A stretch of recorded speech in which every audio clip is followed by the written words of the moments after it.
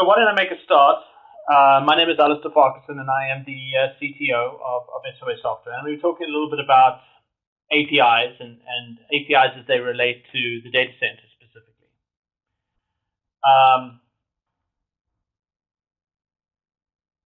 Advance my slides here. So obviously SOA Software is in the API management business, and we have been in this business for a while. And what we work with is typically large Fortune 500 customers.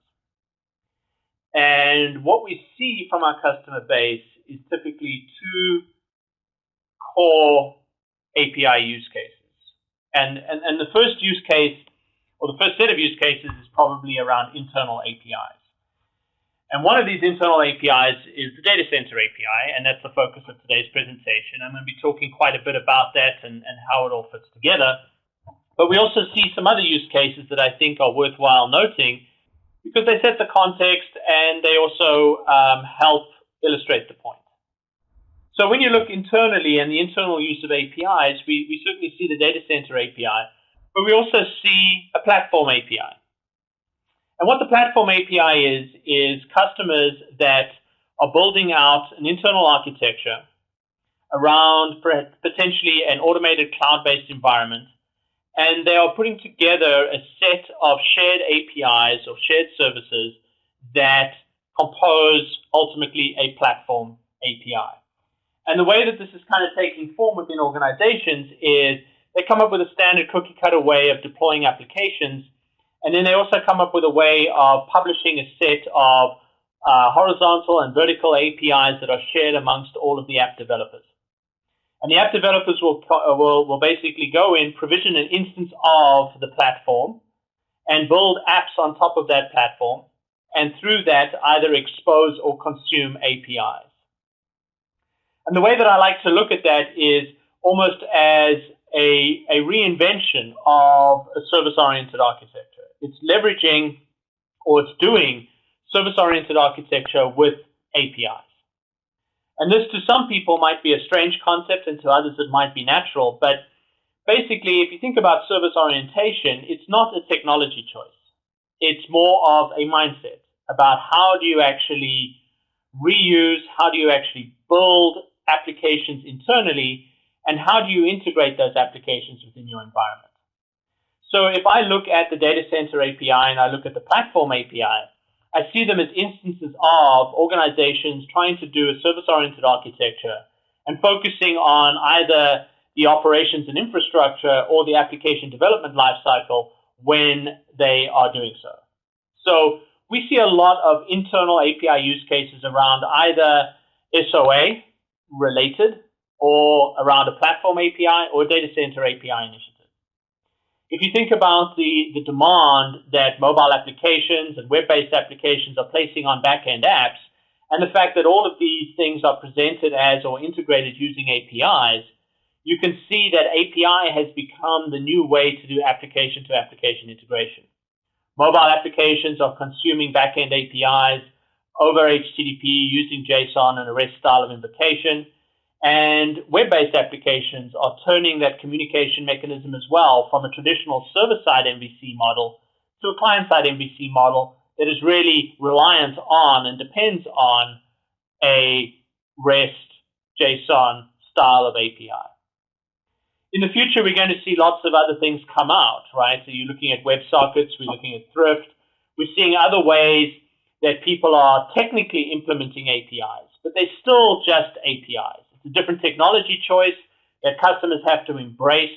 And it's all about whether or not they package it up as an API or as a service and present it almost as a product within the organization, and to try and create an arm's length between people who are building applications and people who are providing APIs.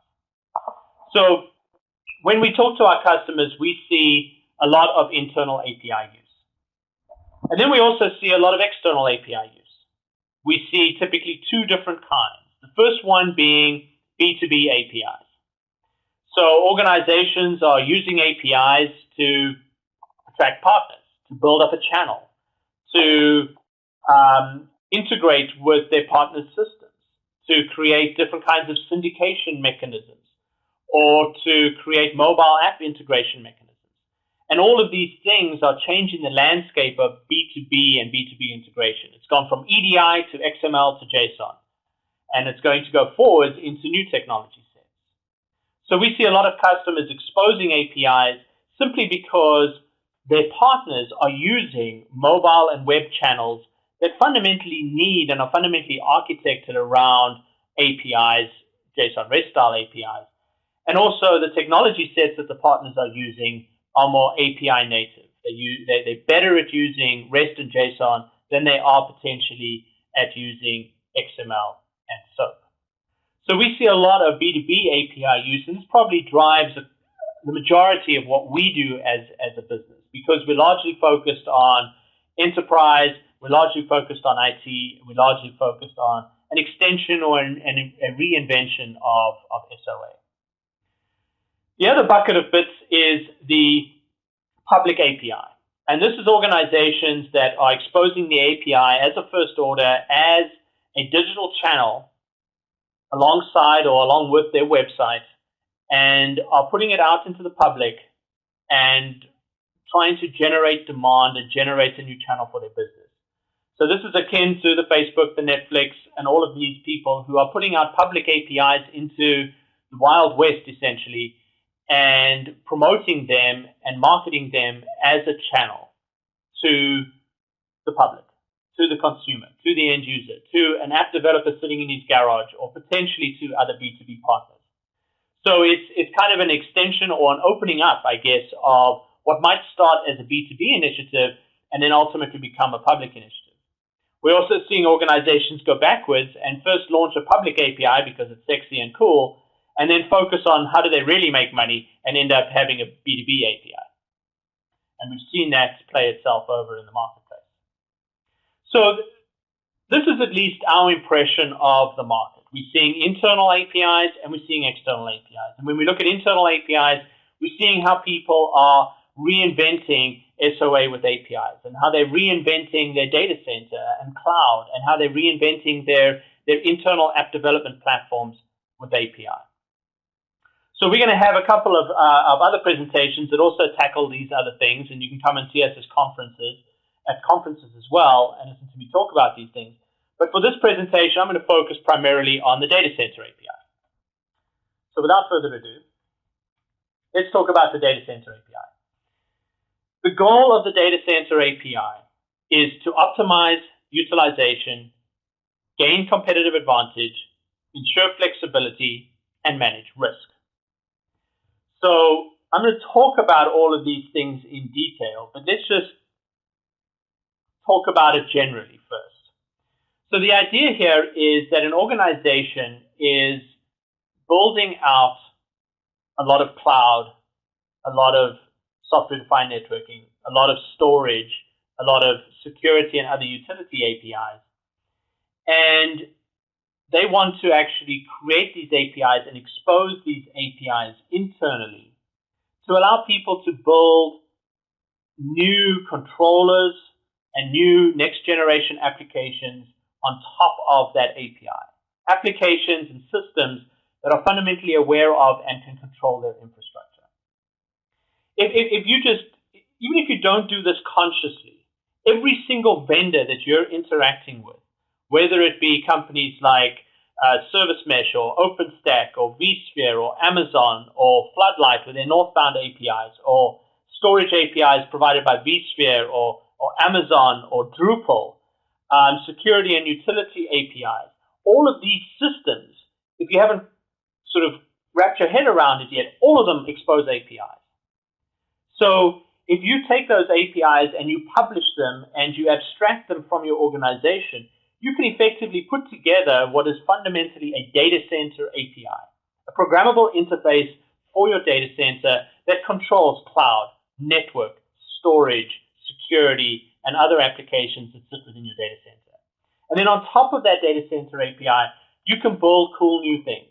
You can build new things that control or optimize your data center or network. You can build applications that are cloud aware, cloud native, that can actually control the environment into which they deploy it and shave milliseconds off, or whatever the case might be, They can scale themselves up and down. They can control and affect their environment into which they're deployed.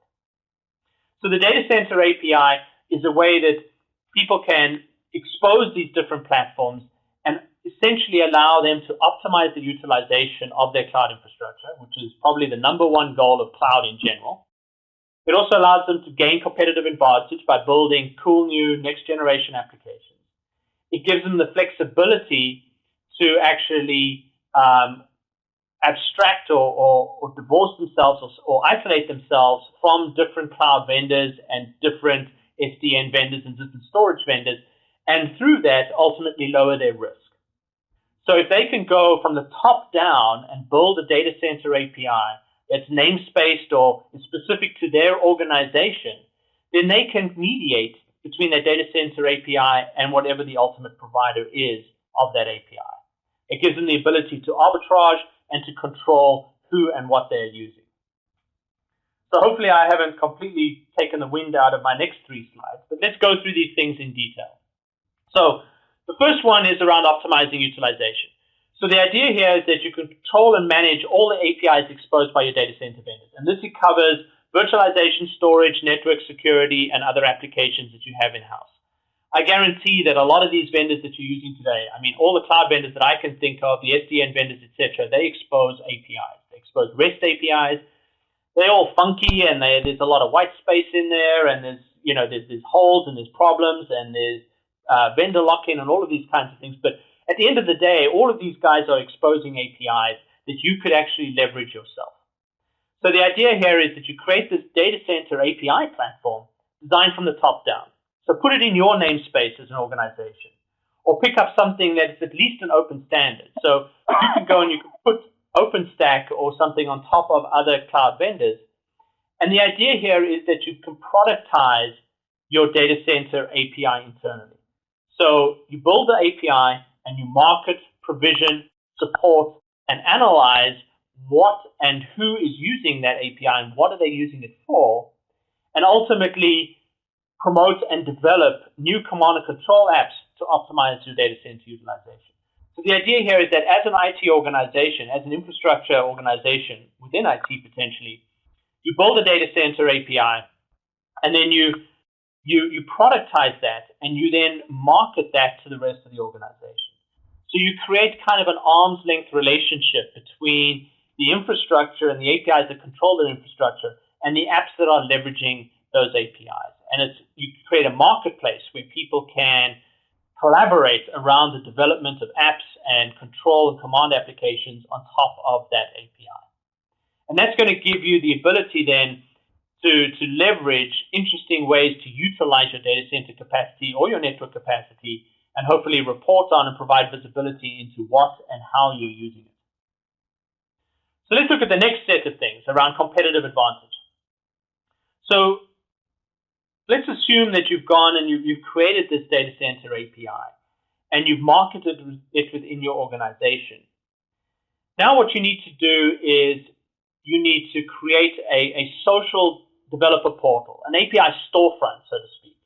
And you need to provide your developers with dynamic documentation. You need to manage the workflow around provisioning.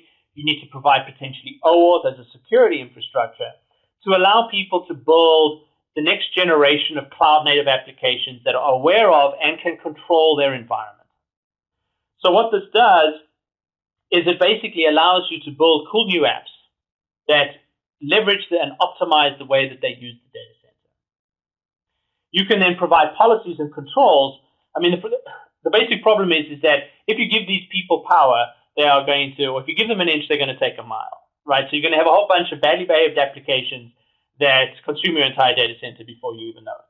I can just imagine somebody writing in some kind of algorithm there that automatically scales their application, and they leave off a decimal point, and all of a sudden, you have 1,000 instances of this thing running in your data center. So you need to be able to control and provide policies and controls around that API. So you need to be able to both support innovation and agility and at the same time reduce your risk. Give them consistent and integrated API security, give them licenses, give them quotas, and provide protection for this data center API. I mean, imagine if somebody could get in and hack your data center API. you would be out on a limb. So you really need to protect and secure that API and make sure that it is safe and can be shared, and that you protect yourself from badly written applications or, heaven forbid, malicious applications that leverage that API. The third point is all around ensuring flexibility, and along with this comes, mitigating risk. So when I talk about the data center API, I always talk about the fact that this really needs to be designed from the top down. So you need to think about what you as an organization really want to expose as a data center API. You don't necessarily want to expose, the northbound APIs from an SDN vendor directly with their namespace, their nomenclature, their semantics. What you want to do is you want to figure out as an organization what you want as a data center API and put that in your namespace with your definitions, and you want to control that.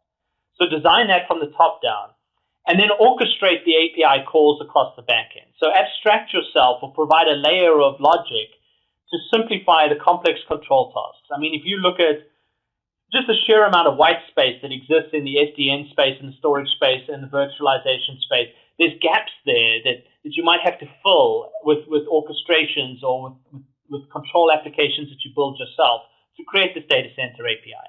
And then you're going to need to mediate the complexity associated with all these different backend mechanisms, API technologies, API representations, and mediate that to this, what's hopefully a nice, consumable, easy to use, marketable data center API that's used internally.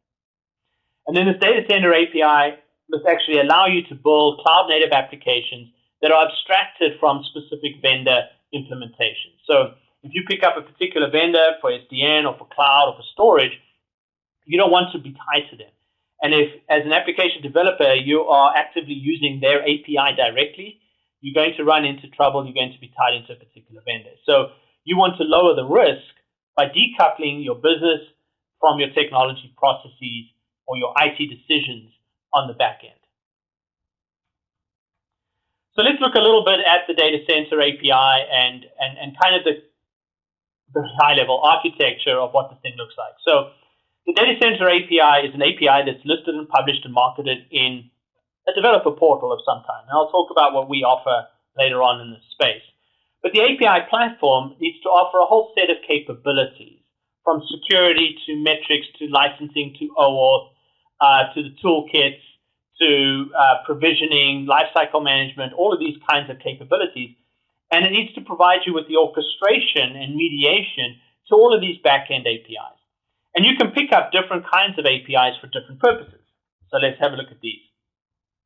So when you look at cloud infrastructure, you're abstracting, your data center API is basically providing a single API across different cloud providers. It abstracts your app developers from any specific vendor implementations. And if you look at the vendors in this space, I mentioned Service Mesh already, but you have OpenStack, you have VMware, you have EC2, you have eCloud, you have Rackspace. They all might have either proprietary APIs or be standardizing on something like OpenStack. But the goal here is that you need to be able to take these APIs and abstract yourself from them. So your data center API might not look anything like OpenStack. It might be very function-based.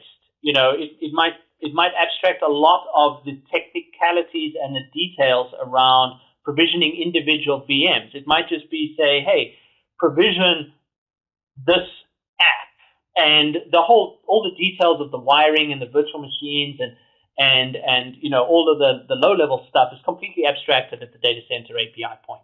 But the goal here is to build an API that provides you with that abstraction and isolates you and provides you with portability across different cloud vendors. Because you might have, or you might be wanting to leverage EC2 as well as something internal, as well as maybe another cloud vendor like Terramark or Rackspace, and then you might have VMware already internally. So you already have a bunch of APIs. Terramark has an API, Rackspace has an API, EC2 has one, VMware has one, and OpenStack has one. And everybody's fighting for space, and you need to protect yourself from that. Software-defined networking.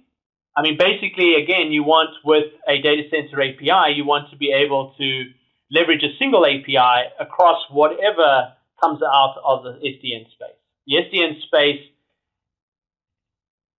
well, there's a lot of white space inside the SDN space. So what SDN provides, or what the data center API should provide, is a way to abstract your developers from the underlying protocols, OpenFlow, BGP-LS, or etc., and opens up that networking layer. So you might be taking the Open Daylight Northbound API or the Floodlight API and using that or components of that solution, but you don't necessarily want to expose those APIs natively to the applications that are using that. You might also, if you look at all of these implementations, there's big holes in them. They don't necessarily do what you might necessarily want to do as an IT organization. So you might have to complement them. You might have to add to them. You might have to write some of your own stuff. So the idea here is, again, to provide you with abstraction from the SDN vendors, and that's a very maturing marketplace. There's a lot of stuff going on there. There's a lot of agility, or a lot of movement in the space, and you need to get a handle on that, figure out what the core use cases are that make sense for you, and how you really want to control maybe the routing across your network and provide that to the applications that are running inside the infrastructure. Storage and content. So the data center API, again, allows you to abstract storage and encourages the development of cloud-native applications.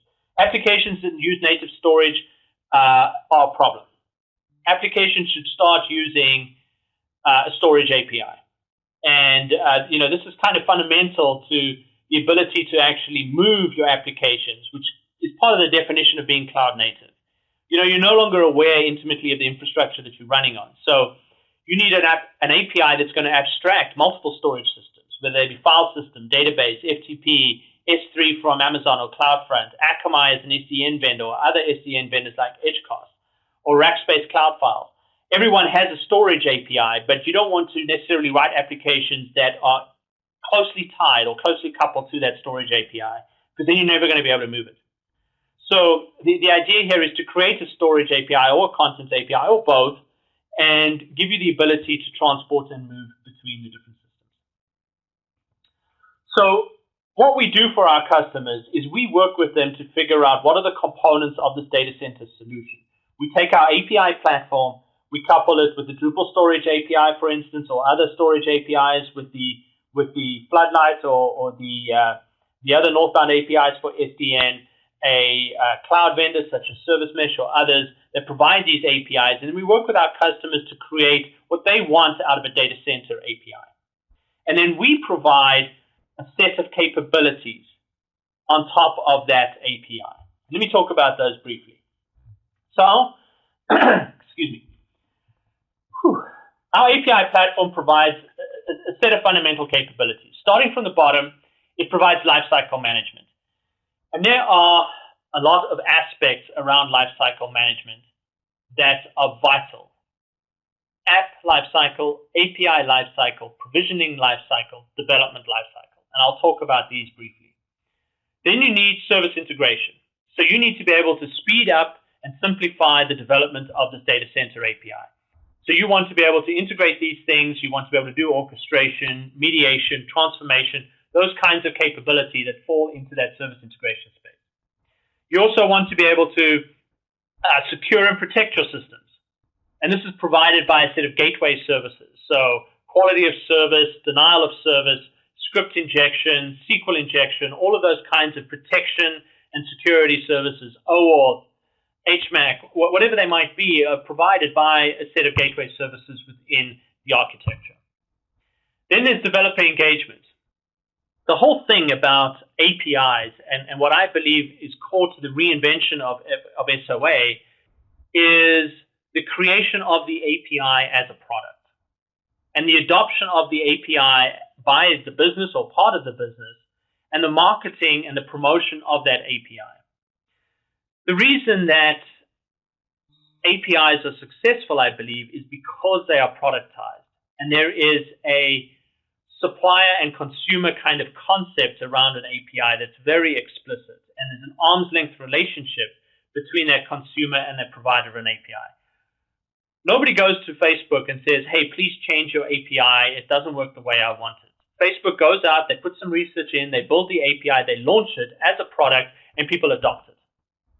And that is fundamentally different to what a lot of people implemented as a service-oriented architecture, which is more interface-based, application-to-application, collaborative, and funded by projects or lines of business. APIs are productized and have built within them this arm's length relationship. And that's really facilitated by a whole new crop of developers that have come out that are now used to programming against APIs, the Facebooks, etc., and are used to this relationship between them as a developer and the company as an API provider. And this translates both from the external-facing API to the internal-facing API as well. So if you're going to be putting together a data center API, I suggest you productize it, you market it, you make it pretty, you collaborate with the business on how to launch it and how to create a marketplace where people can consume it. So you want to basically build a developer and partner ecosystem around the API that you're creating.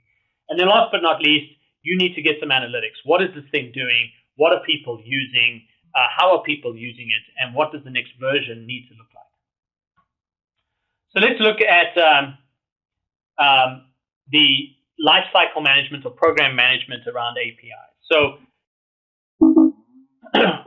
when you look at lifecycle management, there is the lifecycle of the development of apps and APIs. So how do people build apps and how do people build APIs? And you need to be able to provide templates and best practices and controls around how people are building APIs and how people are building apps.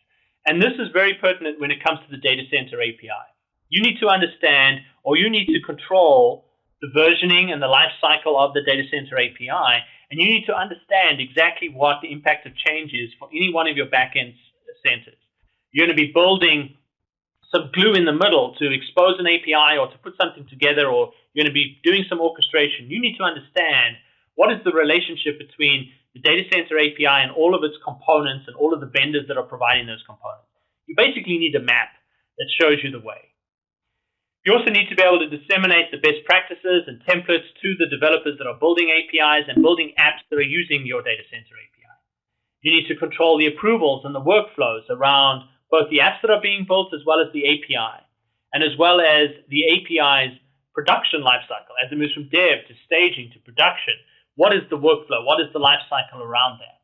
And these are fundamental lifecycle management problems that you need to solve as an organization. And if you use our Lifecycle Manager product, you get source code development integration, you get IDE integration. You literally get a map of what version of an API is using what version of what backend system, what policies are being invoked, what dependencies are there, what happens if something changes, and you can pivot it based on what dependency or what object you're interested in the most within your SDLC process. So that's lifecycle. And lifecycle has lots of different angles. Then there's service integration. And as I said, service integration is all about how do I speed up development? How do I create orchestrations, the process composition? How do I improve my time to market? How do I quickly get this data center API out through a drag and drop composition or orchestration process? And how can, for the things that engine can't do, how can I actually prototype, or how can I actually write scripts or customize or run custom code within the architecture? So what we've done is we've built up an API gateway that includes process composition as well as native scripting capabilities along with a drag and drop editor. So you can basically take a set of backend APIs by these different vendors, drop them into the system, transform them, execute scripts against them, orchestrate them, to basically provide and expose your data center API. Alongside that comes a set of gateway services. So how do you secure and protect your systems? How do you prevent attack? How do you provide caching and paging? How do you manage quality of service? So how can you actually enforce authentication and authorization at runtime? Maybe you want to provide OAuth alongside OpenID Connect. Maybe you need to integrate with existing federation and trust systems. Maybe it's SAML. Maybe you have backend SOAP APIs that are using WS security. Maybe you have a WS trust implementation. So all of these kinds of things play into it, and you're going to be exposing this data center API, hopefully with a nice clean security model on top of it, and you're going to have to sit there and mediate between different back-end security implementations across different cloud vendors and abstract the cloud vendor-specific credentials from your applications. So maybe you're using EC2. Well, hey, you don't want to expose the EC2 credentials to the application that's being built. You want to provide internal credentials and then map those to the Amazon credentials. So just simple things like that need to take place or need to be encapsulated inside the non-functional capabilities of your data center API architecture. And you're going to get things like, the drag and drop editor that exists in our API gateway, where you can invoke and execute scripts and branch and create sub-processes and all of those kinds of things. And you're going to get dashboards with flashing lights and pretty charts that tells you what's performing, what's not, and what the set of dependencies are at runtime. The next component is developer engagement. I spoke a little bit about this, but you want to build your developer and partner ecosystem. You want to create a self-service community potentially, where people can come in, maybe register themselves as a developer. It's integrated with single sign-on into whatever internal infrastructure you have. Interactive documentation. People can page through docs. They can play with the docs. They can send requests from the documentation. They can manage their app provisioning, so registration of an app, the issuing of API keys, the provisioning or the life cycle of the app as it moves from sandbox to production.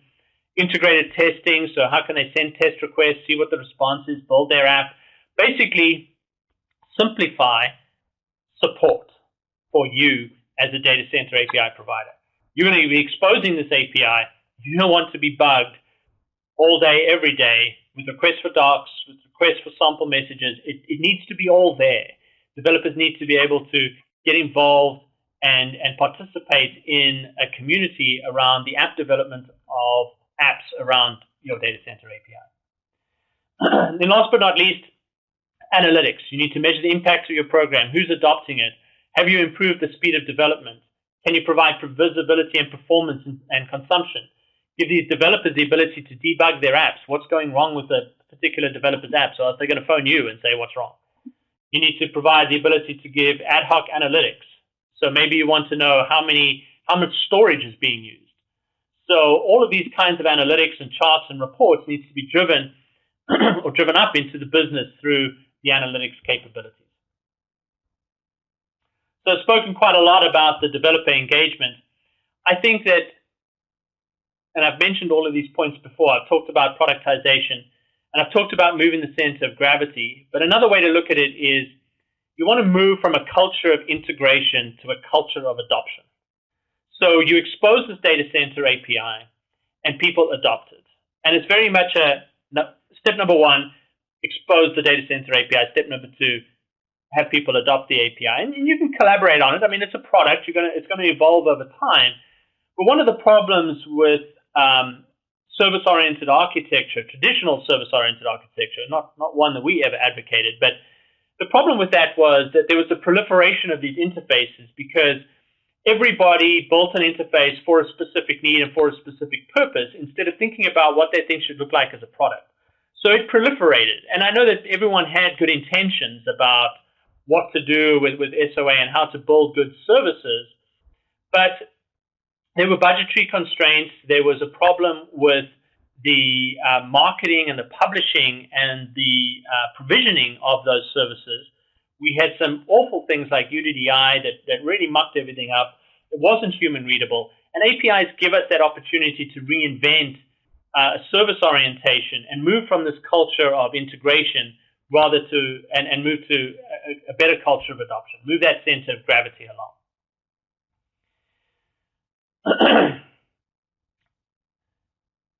Let's see, I think I've covered that, and I've also covered this. So the other thing that's of course interesting is where and how do you deploy this stuff? So we as a company, we offer lifecycle management. We have a lifecycle manager product. We have an API gateway, which does security and orchestration, all of those kinds of things. And then we have community manager, which is the developer portal. And you can leverage these components either on-premise or in the cloud. We have a PCI compliant SaaS offering that you can leverage. But what most of our customers do, especially enterprise customers, is they kind of mix and match the models a little bit. If you're doing orchestration, it doesn't always make sense that it's all in the cloud. Sometimes because of the speed of light and the chattiness, it makes sense to do orchestration on-premise. So you might deploy some of our components on-premise and some of our components in the cloud. Or you might deploy some of our components both on-premise and in the cloud. It all depends on your use case and your costs and your CapEx structure and whether or not you want to do orchestration, whether you want to just manage onboarding, whether it's a private API, internal only, or whether it's public, whether it's for B2B partners or just for internal use. Primarily, for the data center use case, it's deployed on-premise, simply because the SDN, the clouds, etc., are on-premise. But that is changing. People are using our orchestration capabilities and things like that in the cloud as well, unsurprisingly, because the cloud vendors are also in the cloud. So it all depends on where your control layers are for SDN. Where are your applications being built and deployed? What cloud vendors are you using as to whether or not it makes sense to go on-prem or in the cloud? I foresee for very large organizations that basically run internal cloud and are big enough to run internal cloud, they will deploy on-premise. For small organizations that are leveraging external cloud, deploying their apps into external cloud, want to orchestrate and manipulate external cloud and just want to abstract themselves from vendor implementations, they're going to use our cloud-based offering. But it's available in both formats. The cloud-based version is PCI compliant, and you can always contact us for more information. So, in conclusion, Data Center API lets developers and administrators tap into the data resources through the APIs. It creates an API-driven, software-defined data center. It builds infrastructure flexibility that avoids vendor lock-in, and it enables cloud-native applications. And that's the end of the show. Thank you very much for listening. My name is Alistair Farquharson, and I'm available if you have any questions, or we can do it out of band. Back to you, Hugh. Hi, I've unmuted everybody so we can have an open discussion, but I'm also going to read a couple of questions that we've gotten over chat. And please feel free to send more questions in. As I mentioned earlier, if you can't, if we don't get to your question, we're sorry. We'll try to get to everybody. We'll answer you probably by email. So one question is, does this solution work with data center management platforms such as OpenView or Unicenter and so forth? Yeah, it does. Now, those are typically either source systems or target systems, depending on what you're trying to do. In many cases, if you're just looking at alerts and alert management and things like that, then those are target systems. So events that are published out of the thing or configurations or whatnot that you're doing, we would integrate with those and either publish alerts based on SLAs and capacities or make them part of a back-end orchestration. Because in many cases, you're deploying you're deploying a new virtual machine, and you need to inform one of those back-end systems that this new virtual machine has been deployed and what the endpoints are. So there's a certain amount of orchestration that happens there as a source system. But then there's also the publication of events and alerts and things like that into those systems as pure management plays. So it's both on the back and the front end that we integrate with those kinds of systems, and it depends very much on what the customer has on-prem. But the ones that you mentioned are very typical and very commonplace. Terrific. Can you give some examples of gaps or white space in some of the APIs that are available from various service providers? Not specifically, without throwing anybody out of the bus, but under the bus. But everyone. There's a disconnect between APIs from one vendor and another, and the Venn diagrams, they don't overlap very cleanly. So, you might find that some things work on one vendor and not on another, and you might have to fill up a gap with some custom code, and that is worse, far, far, far worse in the SDN space than it is in the cloud space. The cloud space is pretty mature, and you look at the vendors and there's a lot of stuff that they have in common, especially the further you get down the stack. The higher you get up to topology management and app management, then you start getting a little bit of white space. But if you go down to like VM management and things that are a little lower level, there's a lot of stuff in common. But SDN, it's a bit of a circus right now with just how sparse some of the offerings are and the limitations. And then with SDN, you're dealing with both the front end, the northbound and the southbound, and the abilities of the network equipment.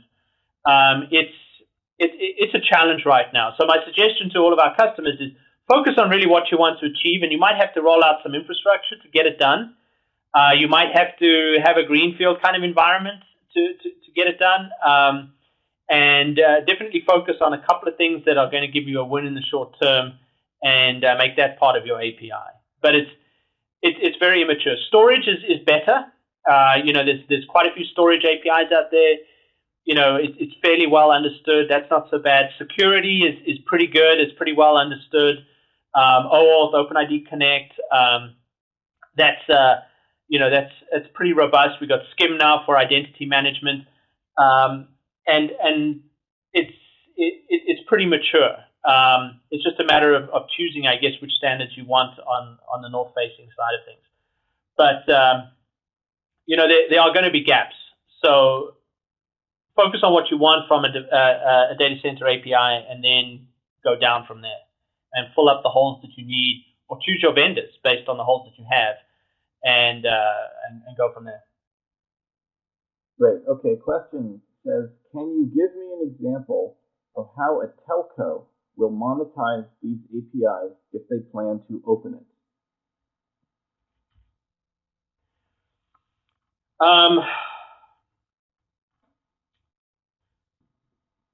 I think it's quite complex for a telco to monetize the stuff. I don't think it's improbable, but I think they're going to monetize at the resource usage. So they're going to, based on analytics, they're going to see, and based on quality of services and whatnot, they're going to see who's using what and build based on that. And we see that all the time.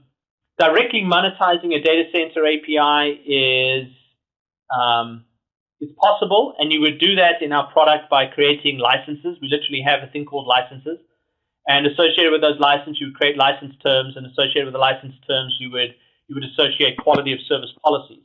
And that then allows you to divide up your data center API and create policies against it and allow people to subscribe to those licenses. And you would do things like, on the storage side, you would do it based on geography and storage capacity. On the data center side of things, you might do it by CPU and by memory. And for the other APIs, maybe you'll base it on the number of API calls, or just as a general capability. So I think that it's going to change based on what parts of the API the applications are leveraging, whether or not they want storage, whether they want cloud, whether they want to affect and control the network. And again, I think the network is the biggest challenge here in terms of monetization, is how and what and where do you provide control, and how do you monetize that.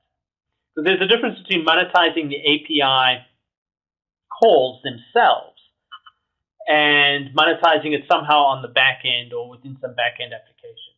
And I think both are at play here. You just have to figure out how you want to do it.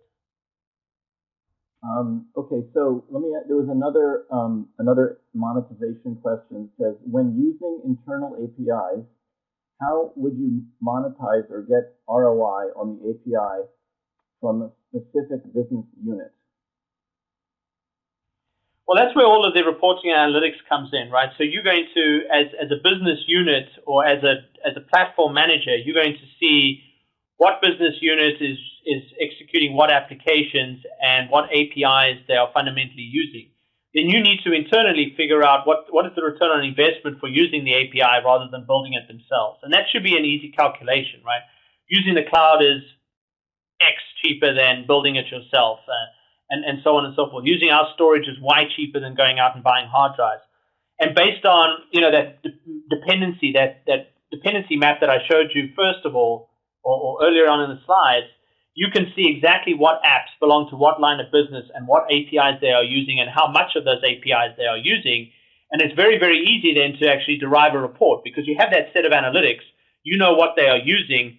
you know, therefore, hopefully how much they're saving, and therefore you can provide a return on investment report for that line of business. Terrific. Okay, here's a question. What kind of support or operational models exist for data center APIs? Sorry, Hugh, can you repeat that? Yes, I don't actually understand it myself, but it's what kind of support or operational models exist for data center APIs? I can take a stab at answering that question. Basically, let me just say, the person who's normally setting up a data center API is the operations manager or some IT architect within the organization. You know, they're trying to abstract their operational decisions that they make from a day-to-day basis about which cloud provider, which storage vendor, et cetera, to use. They're trying to abstract that from the apps that are being built. They're trying to separate their command and control layer from their underlying implementation layer.